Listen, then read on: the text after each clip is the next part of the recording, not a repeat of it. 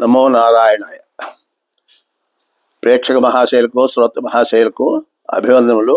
మనము పైన ఎపిసోడ్లో మాఘమాసంలో ఏ యొక్క పుణ్య కార్యాలు చేసుకోవాల్సి వస్తుంది, పుణ్యతిథులు వస్తాయి, పండుగలు వస్తాయి అనేటువంటి విషయాన్ని గురించి మనం తెలుసుకున్నాము. ప్రస్తుతము ఈ మాఘమాసంలో ముఖ్యంగా మాఘ స్నానాన్ని గురించి మనం తెలుసుకుందాం. ముఖ్యమైనది ఈ మాఘమాసంలో స్నానం అన్నమాట. ఇది చాలా విశేషమైనటువంటిది, విష్ణుమూర్తికి ప్రీతమైనది, శివునికి కూడా ఇది ప్రీతికరమైనటువంటి నెల. అందుకే ఈ మాసంలో మనకు ఈ విష్ణువు సంబంధించి వ్రతాలు, శివుని సంబంధించి వ్రతాలు, పూజలు కూడా మనకు వస్తున్నాయన్నమాట. ఈ మాఘమాసమంతో మనము ప్రతి ఒక్కరూ కూడా సూర్యోదయం ముందు, అనగా చీకటి విడిచిన టైం అనమాట. అంటే అరచేతిలో గెర్రెలు ఉన్నాయి, ఆ గెర్రెలు కనబడినటువంటి ఆ సమయంలో మనము స్నానం చేయడం అనేది చాలా చాలా విశేషమైనటువంటిది అన్నమాట. దానివల్ల ఎన్నో మంచి ఫలితాలు మనకు కలుగుతున్నాయి. అంటే సూర్యోదయాత్పూర్వమే మనము స్నానం చేయవలమంట. ఇట్లు చేసేదానివల్ల ఏమవుతుంది అంటే ఈ మాఘమాసములో ఎంతో ఎంతో మనకు మంచి జరుగుతుంది.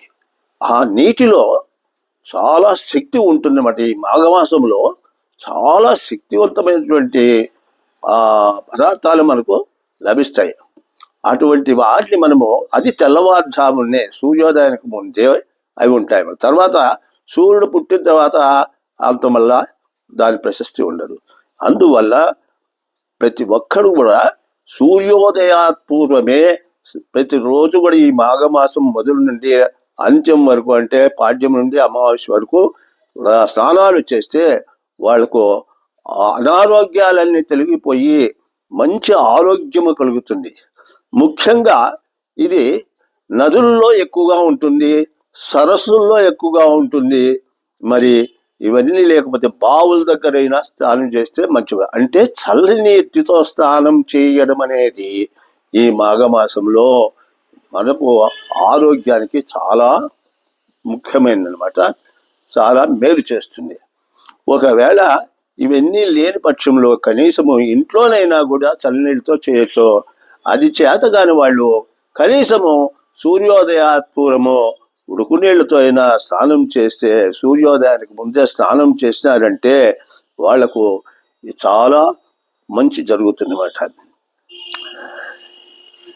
ఇది మనసుకు ఉన్నటువంటి తొందరలు, మనిషికి ఉండేటువంటి బాధలను కూడా తొలగిస్తుంది, ఆటంకాలు కూడా తొలగిస్తుంది.